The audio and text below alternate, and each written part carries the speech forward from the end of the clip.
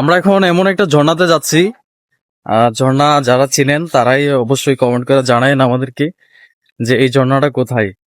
আমি কিন্তু আপনাদের বলবো না যে এই ঝর্ণা কোথায়। আর কে কে এই ঝর্ণাতে গেছেন অবশ্যই জানাবেন যে এই ঝর্ণার নাম কি এবং কি এই ঝর্ণাটা কোথায়।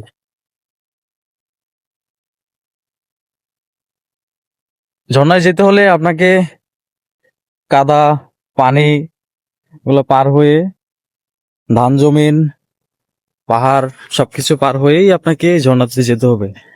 তবে খাগড়াছড়ির মধ্যে আর সাজেক রোডে যাওয়ার পথে আমার দেখার সব থেকে সুন্দর ঝর্ণাই আমার কাছে এটা। আমার মনে হয় যে এটা আমার সব থেকে বেশি সুন্দর লাগে এই ঝর্ণাটা।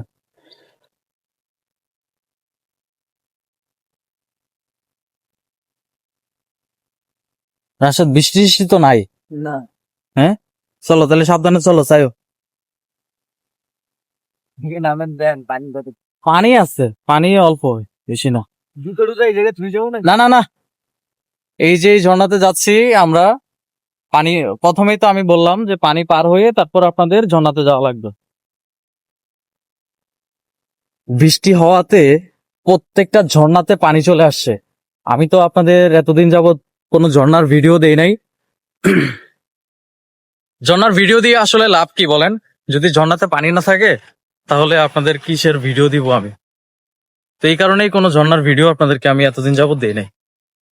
ভাবলাম যখন ঝর্ণাতে পানি আসবে তখনই আর কি আপনাদের এই ঝর্ণার ভিডিও গুলা দিব।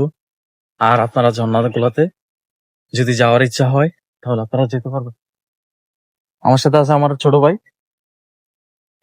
তো আমরা আর কি ঝর্ণাতে যাচ্ছি বলে আপনাদের অনেক কাদা, পাহাড় পেরিয়ে তারপরে এই ঝর্ণাতে যাওয়া লাগবে।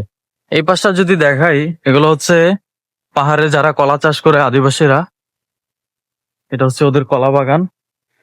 আর মূলত এগুলো হচ্ছে জুমে, পাহাড়ের উপর যা কিছু চাষ করে সবগুলোই হচ্ছে জুম চাষ।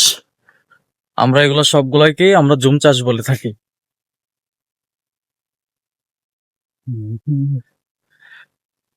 বেশ কিছু গাছের মধ্যেই কলার ফুল আসছে। এটা কে কে খাইছেন আমাদেরকে কমেন্ট করে জানায়েন। অনেক পিছলি জায়গা, যত বৃষ্টি হয়েছে পাহাড় সবকিছুই ভিজা। আহ পুরা ভাইয়া কুরুম হয়ে গেছে।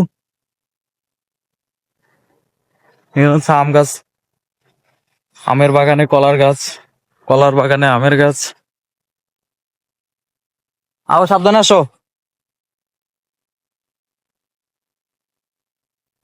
সবকিছু মিলিয়ে আর কি আমরা হাঁটছি মোটামুটি মেইন রোড থেকে ঝর্ণাতে যেতে 15 মিনিট সময় লাগে।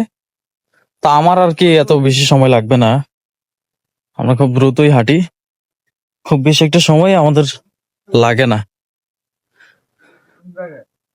এই যে আমার সামনে যেই ধান জমিনের মধ্যে যে গাছগুলা দেখা যাচ্ছে এগুলো হচ্ছে বড়ই গাছ। চারা বড়ই যেগুলো বলে, এগুলো হচ্ছে ওই বড়ইগুলা। ধান জমিনের মধ্যে বড়ই চাষ করতেছে এবং কি তার উপরে যে বাগানগুলো এগুলো হচ্ছে আমের আর কলার দুইটা মিলিয়ে একটা বাগান। দেখতে পারতেছেন কিনা আমি জানি না, যদি ভালো করে দেখাতে পারি। আর আমি চেষ্টা করি যে ভালো করে দেখানোর জন্যই। এটা একটা ছোটখাটো ঝেরি, পানির খুবই শব্দ। আমার ভয়েস শোনা যাইতেছে কিনা আমি সেটাও বুঝতেছি না। এই ঝেরি পার হয়েই আর কি আপনাদের এই ঝর্ণাতে যাওয়া লাগবে। মোটামুটি বৃষ্টিতে যে পরিমাণ পানি হয়েছে ঝর্ণায় আমার মনে হইতেছে, কারণ আমি গত বছরও গেছিলাম ঠিক এই বর্ষাতে, অনেক পানি হয়েছে, অনেক পানি।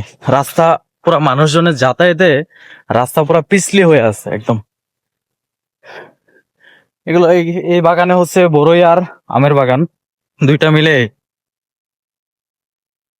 তবে এখানে কেউ আসলে কোনো বাগানের থেকে ভুলেও চেষ্টা করবেন না কোনো একটা ফল ছেঁড়ার জন্য, কোনো একটা ফুল ছেঁড়ার জন্য, কোনো এই ধরনের কোনো কাজগুলো করবেন না আপনারা। কারণ যারা পাহাড়ে চাষ করে তারাই বলতে পারে যে চাষ করা কত পরিমাণ কষ্ট। অনেক জঙ্গলের ভিতর দিয়ে আমরা এই ঝর্ণাটাতে যাচ্ছি। এই ঝর্ণাতে যে পরিমাণ যাতায়াত করছে, পায়ের যে পরিমাণ ছাপ এখানে, ও হাই হাই, কোন দিক দিয়ে না কোন দিক দিয়ে আমরা যাই আসলে। পুরো রাস্তাটা মানুষের যাতায়াতের কারণে একদম পিছলা হয়ে গেছে। আসো আসো আসো, সাবধান আসো। জি। ও, ঝর্ণার যে পানির আওয়াজ সেটা কিন্তু আমার কানে আসতেছে।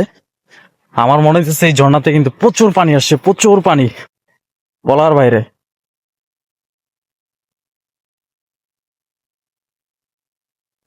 এই ঝর্ণাতে কিন্তু যেতে হলে আপনাকে অনেকখানি পথ পাড়ি দিয়ে তারপর এই ঝর্ণাতে আসা লাগবে, এবং কি কিছু কিছু ছোট ছোট জায়গা আছে ওঠানামা করা লাগবে।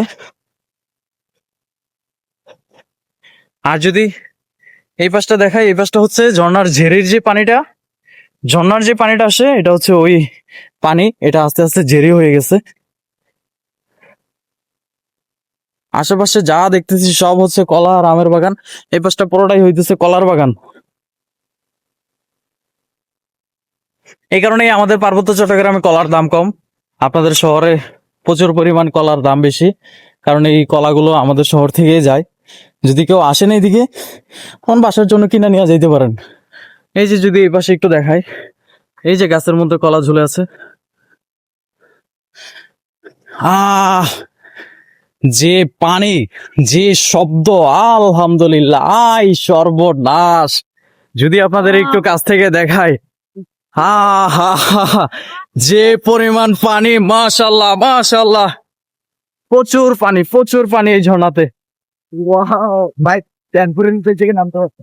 হ্যাঁ, হলো প্যান্ট পরে নিতে থেকে নামতে হচ্ছে। আয় সর্বনাশ। এই পাশটা হচ্ছে জুম, এখানে ধান আর বিভিন্ন ফল ফ্রুট এখানে চাষ করছে। আর এই যে সামনে যে দেখা যাইতেছে অনেকেই ফুটবল খেলতেছে এখানে।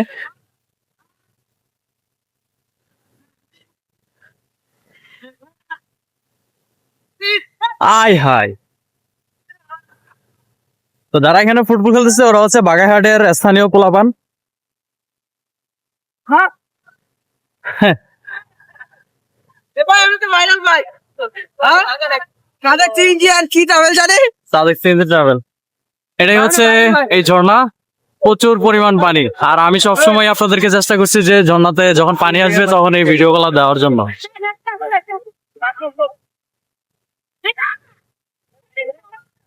জন্য আসলে অনেকখানি পানি পানি লাগবে আপনার পায়ে, কারণ যে যে পরিমাণ পানি আসছে একদম এই জায়গাটাতে আমার হাঁটু সমান।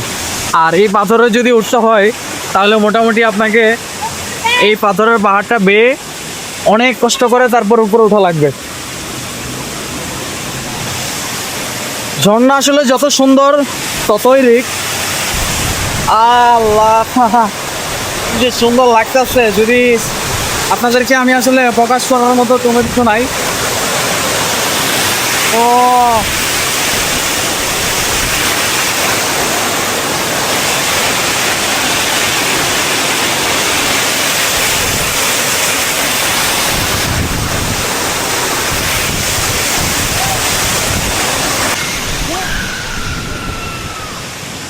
মোটামুটি আমাদের ঝর্ণার ঘোরা শেষ, আমরা এখন চলে যাব আমাদের গন্তব্যস্থানে।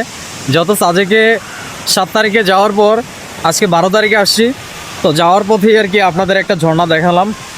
এই ঝর্ণাটা কেমন অবশ্যই আপনারা আমাদেরকে জানাবেন। তো সবাই এই পর্যন্তই, ভালো থাকবেন। আবার আপনাদের আরও একটা নতুন, আরও একটা সুন্দর ঝর্ণাতে নিয়ে যাবো ইনশাল্লাহ। আল্লাহ হাফেজ।